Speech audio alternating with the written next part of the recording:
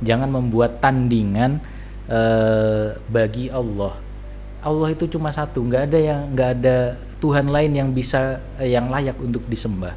Karena semua tadi, entah itu penciptaan kalian maupun pengaturan langit dan bumi, semuanya dilakukan, diatur oleh Allah.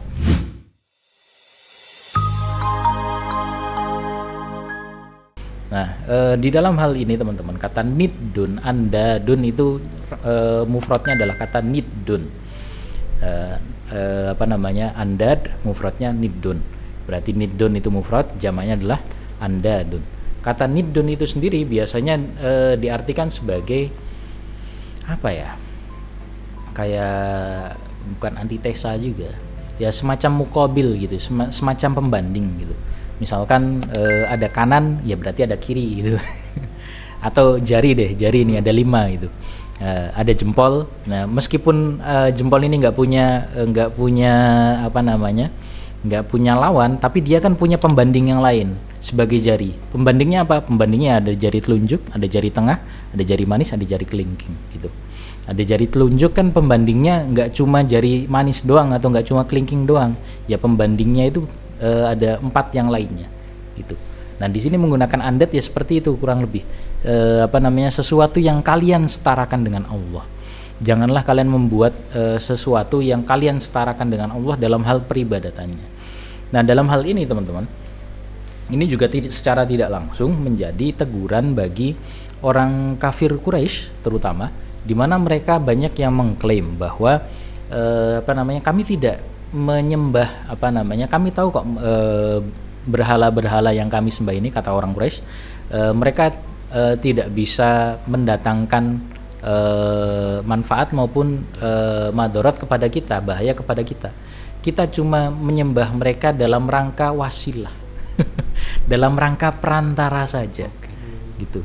Nah, orang kafir Quraisy menggunakan hal tersebut, alasan tersebut, ketika mereka menyembah berhala-berhala tadi. Nah, teguran Allah seperti apa? Teguran Allah itu, Allah menjelaskan bahwa apa yang mereka lakukan, meskipun motifnya mereka klaim bahwa itu sebagai wasilah saja, tapi pada hakikatnya mereka itu menjadikan berhala-berhala tadi sebagai tandingan Allah.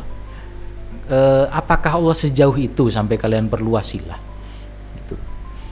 Wasilahnya pakai sesuatu yang jelas-jelas kalau kalian pukul juga mereka nggak bales gitu. Kalau kalian nggak sembah juga mereka juga nggak bakal marah gitu. Kalau kalian sembah juga nggak ada manfaatnya sama sekali. Nah, itu adalah bentuk teguran juga, sindiran halus lah, kurang lebih seperti itu, bahwa yang kalian lakukan ini bukan sebagai wasilah loh. Allah nggak suka kayak gitu loh.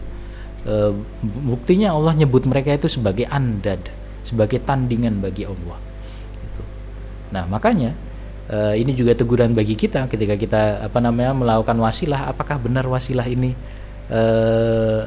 benar? Ya bukan berarti saya anti wasilah gitu, anti ziarah dan lain sebagainya, enggak. Cuma ini sebagai bentuk hati-hati kita saling mengingatkan bersama teman-teman. Apakah kita di level sama dengan seperti orang musyrik sampai ke tahap itu, meyakini bahwa kalau nggak nyembah mereka akan melaknat kita dan lain sebagainya, atau seperti apa? Ngomong-ngomong soal wasilah, biar nggak terkesan blunder juga, tabarukan dengan amal itu memang dicontohkan oleh Nabi. Tabarukan dengan amal atau tabarukan dengan salah seorang sahabat itu juga dicontohkan oleh Nabi di beberapa riwayat. Jadi sekali lagi ini bukan berarti wasilah tawasul itu haram atau enggak atau gimana, itu bukan seperti itu. Tapi ini pengingat bagi kita mana yang batas, mana yang boleh kita sentuh gitu. Apalagi dalam hadis yang yang sahih juga, ada di dalam Arba'in Nawawiyah juga, terutama teman-teman yang di pesantren pasti biasanya hafal, dalam hadis awalnya itu kan al halalu bayyinun wal haramu bayyinun wa ma bainahuma amrun atau umurun mushtabihat gitu. Nah, kemudian setelahnya disebutkan orang yang makruh itu, orang yang melakukan sesuatu yang makruh itu ibarat penggembala yang menggembala kambingnya di mepet dengan pagar pembatas pagar pembatas gitulah. Iya memang dia nggak melewati pembatas, tapi ada kalanya nanti kambingnya itu akan lepas sendiri keluar pembatas. Nah, orang yang melakukan hal-hal yang makruh juga bisa dibilang seperti itu. Dia makruh, jangan-jangan dia nanti loncat ke yang haram. Gitu. Makanya makruh itu sebisa mungkin ya kita hindari biar kita nanti nggak loncat ke yang haram tadi, karena terbiasa dengan sesuatu yang makruh. Gitu. Kenapa nyampe situ? Oke, wa antum ta'lamun, padahal orang-orang musyrik pun tahu bahwa apa yang mereka lakukan itu salah. Sebagaimana dalam tafsirnya juga bisa turun ke bawah dar. Ubudullaha alladzi ja'alal arda li ajlikum mihadan kalbisatil mafrush. Jadikan sembahlah Allah, zat yang menjadikan bumi ini itu mihat tadi bisa diartikan terbentang, bisa diartikan buayan atau nyaman untuk kalian tinggali. Nah, semuanya tadi li ajlikum, demi kalian. Kal bisa til mafrush, kalau di sini Gus Awis Kiai Afifuddin Dimyati menafsirkan mihat itu terbentang ibarat seperti permadani. Kenapa terbentang? Apakah artinya bumi ini datar bukan bulat? Ya maksudnya ya kalau kita lihat dengan mata telanjang kan semuanya ya terbentang gitu aja, luas banget gitu. Waja'ala syamsa waja'ala samaa kasaqfi lil ardi, dan Allah telah menjadikan langit ini ibarat atap bagi bumi. Wa rafa'aha bi ghairi amadin, dan Allah menjaga, mengangkat atap tersebut, bisa menaruh atap tersebut di atas tanpa ada amadin, tanpa tiang yang atau pilar yang menyokong atap tersebut. Kok bisa taruh di atas, emang gimana sih caranya? Nah, apakah berarti penjelasan saya bahwa bumi ini langit tadi adalah bangunan, sedangkan di sini ini sakfun, atap, apakah salah, bertentangan? Ya tidak, karena memang dalam Al-Qur'annya sendiri Allah pernah singgung waja'alnas sama as-saqfam mahfudho, dan kami telah jadikan langit ini sebagai atap yang dijaga gitu, yang dijaga. Ya berarti ada malaikat yang menjaga langit itu sendiri, yang patroli lah istilahnya kayak gitu. Wahum an ayatiha mu'ridun. Wa anzala minas sama'i ma'an wa ja'alahu sababan fi khuruji thamrati rizqan lakum. Kurang lebih seperti tadi sudah jelaskan juga artinya dengan gamblang oleh Ustadz Harman. Fala taj'alu lillahi andadan ta'budunaha wa ta'taqiduna fiha an-naf'a wad-dharra. Janganlah kalian membuat sekutu, membuat tandingan bagi Allah, dan kalian meyakini bahwa dalam sekutu tersebut mereka bisa memberikan manfaat kepada kalian kalau kalian menyembah sekutu tersebut atau tandingan tersebut. Wad-dharra, dan kalian meyakini bahwa kalau kalian nggak menyembah sekutu tersebut, tandingan dari Allah tersebut, sekutu atau tandingan tadi akan memberikan bahaya, memberikan musibah kepada kalian. Janganlah kalian melakukan hal tersebut, dan jangan kalian meyakini hal tersebut. Wa antum ta'lamuna butlanal andadil mas'umah, padahal kalian juga tahu bahwa hal tersebut yang kalian lakukan itu merupakan hal yang tidak benar. Salah satu juga bukti teman-teman bahwa mereka orang-orang kafir Quraisy itu atau orang-orang musyrik pada umumnya di masa kenabian Nabi itu, di masa Rasulullah itu masih hidup, mereka itu yakin bahwa yang mereka lakukan itu sesat adalah setelah peristiwa Fathu Makkah. Jadi tahun ke-8 Hijriah, Fathu Makkah, Rasulullah akhirnya menaklukkan kota Mekkah. Mekkah akhirnya berada di berhasil terlepas dari kemusyrikan gitu. Berhala-berhala dihancurkan, kemudian orang muslim akhirnya menjadi mayoritas di Mekkah. Dari situ, setelah orang kafir Quraisy itu kalah, ternyata dari kabilah-kabilah lain masuk Islam dengan sukarela. Artinya apa? Artinya kabilah-kabilah lain ini tanpa perlu dipaksa, tanpa ada peperangan setelah Fathu Makkah, tanpa ada peperangan ayo siapa lagi yang berani gitu. Bukan seperti itu, tapi cukup dengan orang kafir Quraisy itu kalah, yang lain itu sudah masuk dengan sukarela. Nah, maksudnya gimana? Maksudnya adalah mereka sebenarnya sebelum orang kafir Quraisy kalah, ketika Rasulullah sudah mendakwahkan bahwa berhala itu sesat, berhala itu bukanlah tandingan dari Allah, mereka sudah tahu bahwa apa yang mereka lakukan itu salah. Tuhan yang layak disembah itu hanyalah Allah. Tapi kenapa mereka tidak masuk Islam? Ya karena mereka takut dengan orang Quraisy. Mereka gengsi dengan orang Quraisy. Orang Quraisy sebagai pembesar aja mereka masih taat, masih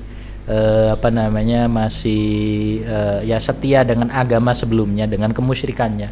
Masa kita nggak mengikuti? Nah itu kabilah-kabilah lain tuh ada perasaan seperti itu. Padahal mereka juga tahu, meragukan sendiri bahwa masa ajaran leluhur kita benar sih? Ini di depan mata kita ada kebenaran loh yang menjelaskan bahwa kita salah. Saya yakin kita salah dan Nabi Muhammad ini benar.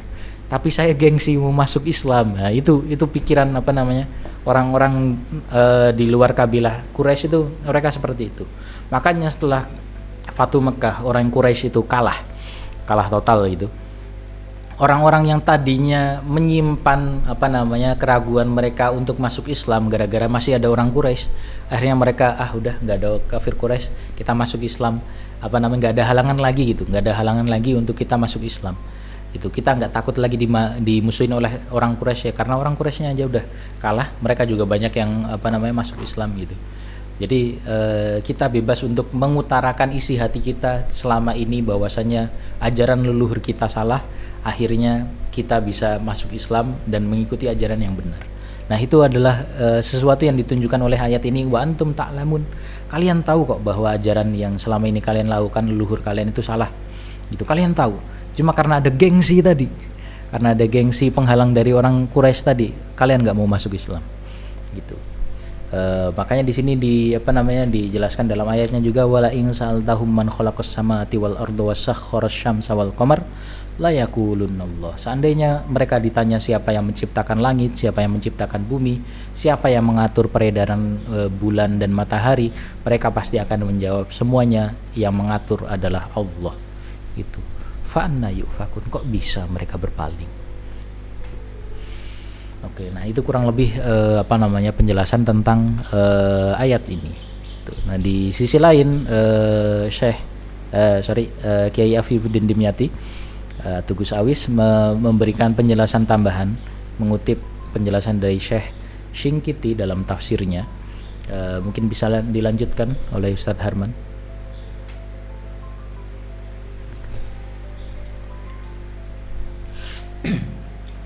قال الشيخ الشنقيطي أشار في هذه الآية والتي قبلها. Imam Asy-Shinqiti berkata ila thalathati barohinan dulu man. Qala Syekh Asy-Shinqiti asyara fi hadhihi al-ayah wallati qablaha ila thalathati barahin min barahinil ba'tsi ba'dal mauti. Oke, udah diartikan. Syekh Asy-Shinqiti berkata, dalam ayat ini dan ayat sebelumnya mensyaratkan kepada 3 dalil. Ya, 3 dalil, 3 bukti. Dari beberapa bukti tentang kebangkitan setelah kematian. Ya. Di ayat ini dan ayat sebelumnya, alias ayat 21 dan ayat 22 ini menjadi bukti atau isyarat tentang kebangkitan setelah kematian itu pasti ada. Buktinya apa? Lanjutkan man. Wa bayyanaha mufassalatan fi ayatin ukhra. Dan beliau menjelaskannya secara rinci di dalam, dan Allah menjelaskan dalil tersebut. Dan Allah menjelaskan ayat tersebut secara rinci dalam beberapa ayat lain. Oke. Yang pertama, Al-awwalu khalqun nasi awalan.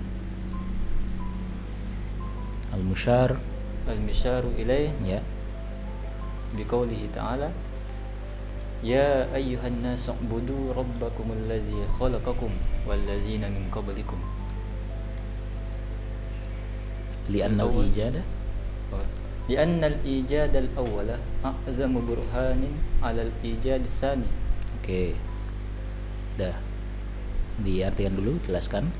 Al-awwal yang pertama, bukti yang pertama adalah penciptaan manusia. Oke. yang ditunjukkan oleh yang firman Allah. ditunjukkan oleh firman Allah yang artinya, wahai manusia, sembahlah Tuhan kalian yang telah menciptakan kalian dan menciptakan orang-orang sebelum kalian. Nah, Quran kenapa? Surah Al-Baqarah Oke. ayat 21. Ya, kenapa penciptaan manusia untuk pertama kali ini menjadi dalil bahwa nanti pasti ada kebangkitan? Ya, setelahnya man jelaskan li'annal ijadal awal. Karena penciptaan pertama itu menjadi tanda terbesar Ya. bahwa adanya penciptaan kedua. Ya, maksudnya adalah Allah itu mampu menciptakan manusia tanpa model sebelumnya gitu. Jadi apa namanya, istilahnya Nabi Adam itu kan sebelumnya belum pernah gitu kan, belum pernah diciptakan. Itu aja Allah mampu kok. Apalagi mengulang lagi penciptaan yang sudah pernah Allah ciptakan. Dia kurang apa namanya, justru penciptaan yang kedua justru lebih gampang lah buat Allah. Itu penciptaan yang pertama itu lebih susah. Logikanya kan seperti itu, lebih susah dibanding penciptaan pertama itu lebih susah dibanding penciptaan yang kedua. Atau membangkitkan untuk pertama kali untuk Nabi Adam hidup itu lebih apa namanya susah dibanding nanti membangkitkan Nabi Adam dan juga kita keturunannya ketika nanti setelah kita meninggal gitu. Itu lebih mudah buat Allah. Jadi masa Allah nggak mampu kayak gitu doang? Ya pasti benar lah nanti ada ba'ats. Oke, lanjut. Waqad awdaha dzalika Wa qad awdaha dzalika fi ayatin katsiratin ka qawlihi wa huwa alladzi yabda'ul khalqa tsumma yu'iduh. Dan sungguh telah dijelaskan hal itu dalam beberapa ayat, sudah banyak, seperti firman Allah Subhanahu wa taala yang artinya, dan dialah yang memulai penciptaan kemudian akan mengulanginya kembali. Oke. Quran Surah Ar-Rum ayat 27. Dilanjut Mak. Langsung Wa lanjut. qawlihi kama bada'na awwala khalqin nu'iduh. Sebagaimana kami memulai penciptaan yang pertama, maka begitulah kami akan mengulanginya. Quran Surah Al-Anbiya ayat 104. Wa qawlihi fasayaquluna man yu'iduna qulil ladzi fatarakum awwala marwah. Maka mereka berkata, siapa gerangan yang telah mengembalikan kami atau menghidupkan kami kembali? Qulil ladzi fatarakum awwala marwah. Maka katakanlah, dialah yang telah menciptakan kalian pada pertama kali. Quran Surah Al-Isra ayat 51. Wa qawlihi qul yuhyiha alladzi ansha'aha awwala marwah. Yang artinya, katakanlah ia akan dihidupkan oleh Tuhan yang menciptakannya kali yang pertama. Quran Surah Yasin ayat 79. Wa qawlihi afa'ajina bil khalqil awwal bal hum fi labasin min khalqin jadid. Yang artinya, maka apakah kami letih dengan penciptaan yang pertama? Sebenarnya mereka dalam keadaan ragu-ragu tentang penciptaan yang baru. Quran Surah Qaf ayat 15. Wa qawlihi ya ayyuhan nasu in kuntum fi raibin minal ba'tsi fa inna khalaqnakum min turab. Artinya, wahai manusia, jika kalian berada dalam keraguan tentang kebangkitan ini, maka sesungguhnya ketahuilah bahwa kamilah yang menciptakan kalian dari tanah. Quran Surah Al-Hajj ayat 5. Wa qawlihi wa laqad alimtumun nash'atal ula falawla tadhakkarun. Dan sesungguhnya kamu telah mengetahui penciptaan yang pertama, maka mengapa kamu tidak mengambil pelajaran? Oke. Quran Surah Al-Waqi'ah ayat 62. Oke. Dilanjutkan. Walidza zakarallahu ta'ala anna man ankaral ba'sa faqad nasiyal ijad al-awwala. Oleh karena itu Allah menyebutkan bahwasanya barang siapa yang mengingkari tentang hari kebangkitan, maka telah melupakan penciptaan pertama. Ya. Kama fi qawlihi, sebagaimana dalam firman-Nya, wa darabalana masalahu wa nasiya khalqah. Dan dialah yang menjadikan bumi Wa darabalana. dan dia membuat perumpamaan bagi kami dan dia lupa kepada kejadiannya. Quran surah Yasin ayat 78. Wa qawlihi wa yaqulul insanu a idza ma mittu lasawfa ukhraju hayya awala yadhkurul insanu anna khalaqnahu min qablu wa lam yaku syai'a. Dan berkatalah manusia, betulkah apabila aku telah mati bahwa aku sungguh-sungguh akan dikeluarkan dalam keadaan hidup?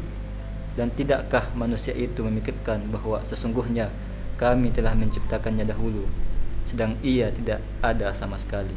Quran surah Maryam ayat 66 sampai 67. Summa rattaba ala dzalika ad-dalila biqaulihi fa warabbika lanahsyurannahum. Kemudian Allah Subhanahu wa taala menetapkan dalil itu dengan firman-Nya. Oke, lanjut aja. Maka demi Tuhanmu kami pasti akan kumpulkan mereka bersama syaitan. Quran surah Maryam ayat 68. Ila ghairi dzalika min ayat. Jadi ayat-ayat tadi yang disebutkan oleh Ustadz Harman adalah ayat yang menyinggung tentang dalil pertama tentang yang menjadi bukti bahwa kebangkitan itu pasti, di mana intinya adalah Allah itu yang mampu melakukan penciptaan manusia untuk pertama kali, kemudian ya apalagi penciptaan untuk kedua kali alias untuk dibangkitkan lagi setelah sebelumnya mati, ya, jauh lebih mudah dibanding oleh Allah itu kan dibandingkan penciptaan yang pertama. Nah, sekali lagi ini adalah penjelasan dari Syekh Shinqiti bahwa ayat ini mengandung 3 dalil tentang kebenaran hari kebangkitan. Nah, ini adalah dalil yang pertama, yaitu tadi tentang penciptaan manusia untuk pertama kali. Kita akan lanjut ke dalil kedua serta dalil ketiga. Silahkan Ustadz Harman. Al-burhan as-sani khalqus samawati wal ardi. Dalil kedua penciptaan langit dan bumi. Al-misyaru ilaih biqouli ta'ala, disyaratkan dengan firman Allah Subhanahu wa taala, alladzi ja'ala lakumul arda firasya was samaa'a binaa'a, yang artinya yang menjadikan bagi kalian bumi sebagai hamparan bagimu dan langit sebagai atap. Li'annahuma min a'zamil makhluqati, karena keduanya itu merupakan ciptaan terbesar. Wa man qadara ala khalqil a'zami fahuwa ala ghairihi qadirun min babin ukhra. Dan barang siapa yang mampu menciptakan lebih besar, maka tentu dia lebih mampu menciptakan yang lainnya. Wa awdahallahu ta'ala hadzal burhana fi ayatin katsiratin, dan waqali ta'ala la khalqus samawati wal ardi akbaru min khalqin nas. Dan Allah telah menjelaskan dalam dalil ini dalam beberapa ayat, seperti firman-Nya, sesungguhnya penciptaan langit dan bumi, sesungguhnya penciptaan langit dan bumi lebih besar dari penciptaan manusia. Ya. Quran surah Ghafir ayat 57. Wa qawlihi awalaysa alladhi khalaqas samawati wal arda biqadirin ala ay yakhluqa mislahum bala wa huwal khallaqul alim. Dan yang artinya, dan bukankah Allah yang menciptakan langit dan bumi berkuasa pula menciptakan yang serupa dengan mereka itu? Benar, dan Dia Maha Pencipta lagi Maha Mengetahui. Wa qawlihi awalam yarau anna Allah alladhi khalaqas samawati wal arda wa lam ya'ya bi khalqihinna biqadirin ala ay yahyal mauta bala innahu ala kulli syai'in qadir. Dan tidakkah mereka memperhatikan bahwa Allah yang menciptakan langit dan bumi, dan Dia tidak merasa susah payah karena menciptakannya, kuasa pula menghidupkan orang-orang mati. Benar, Dia Maha Kuasa atas segala sesuatu. Wa qawlihi awalam yarau anna Allah alladhi khalaqas samawati wal arda qadirun ala ay yakhluqa mislahum. Artinya, Dan apakah mereka tidak memperhatikan bahwa Allah lah yang menciptakan langit dan bumi, adalah maha kuasa pula maha kuasa pula menciptakan yang serupa dengan mereka. Ya.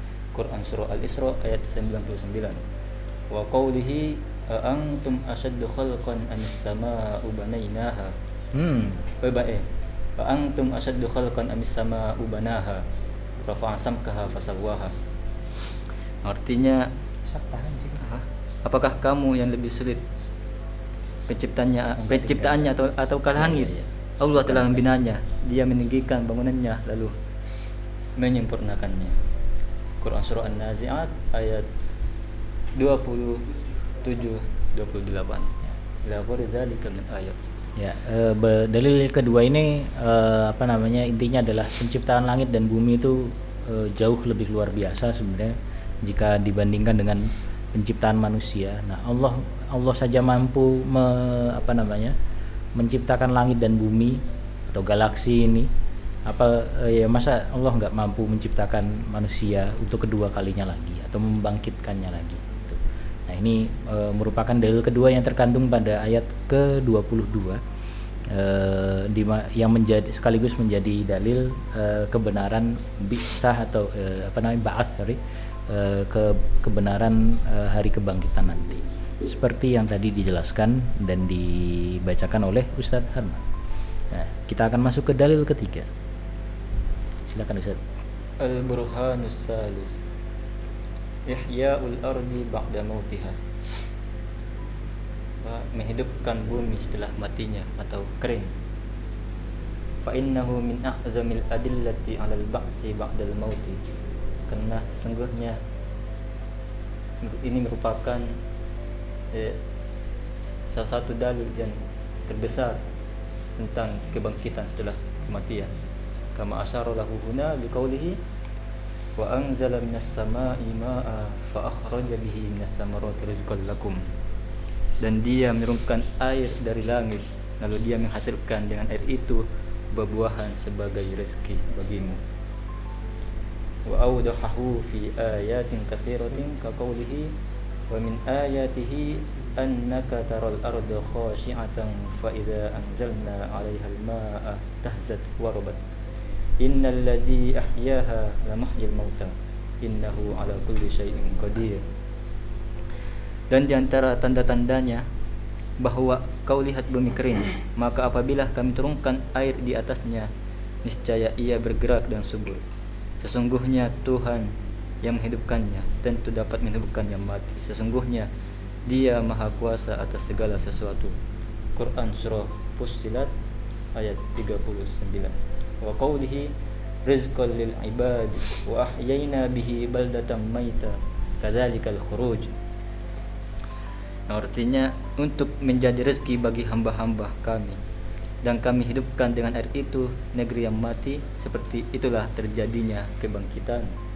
Surah Qaf ayat 11, yakni khurujakum min kuburikum ahya'an ba'da an kuntum idzaman ramiman, yakni keluarnya kalian dari kubur-kubur kalian dalam keadaan hidup setelah kalian menjadi tulang belulang yang hancur. Wa qawlihi wa yuhyil arda ba'da mautiha wa kadzalika tukhrajun. Dan menghidupkan bumi sesudah matinya, dan seperti itulah kamu akan dikeluarkan dari kubur. Quran surah Ar-Rum ayat 19. Wa qawlihi ta'ala hatta idza aqallat sahaban thiqalan suqnahu li baladin mayyitin fa anzalna bihil ma' fa akhrajna bihi min kulli samarat kadzalika nukhrijul mauta la'allakum tadhakkarun. Sehingga apabila awan itu telah membawa hujan yang berat, kami halau ke suatu negeri yang mati, lalu kami turunkan hujan di negeri itu, maka kami keluarkan dengan sebab hujan itu berbagai macam buah-buahan. Seperti itulah kami membangkitkan orang-orang yang telah mati. Mudah-mudahan kamu mengambil pelajaran. Quran surah Al-A'raf ayat 57. La ghairi dzalika min ayat. Oke. Nah, ini merupakan dalil ketiga di mana ayat 21 dan 22 surat Al-Baqarah ini juga menyinggung tentang bagaimana Allah mengirimkan hujan untuk menumbuhkan buah-buahan. Nah, seperti itu juga nanti kebangkitan manusia yang awalnya kelihatan tidak ada nih, nggak ada siapa-siapa, tahu-tahu muncul orang dari tanahnya. Kayak zombie ya.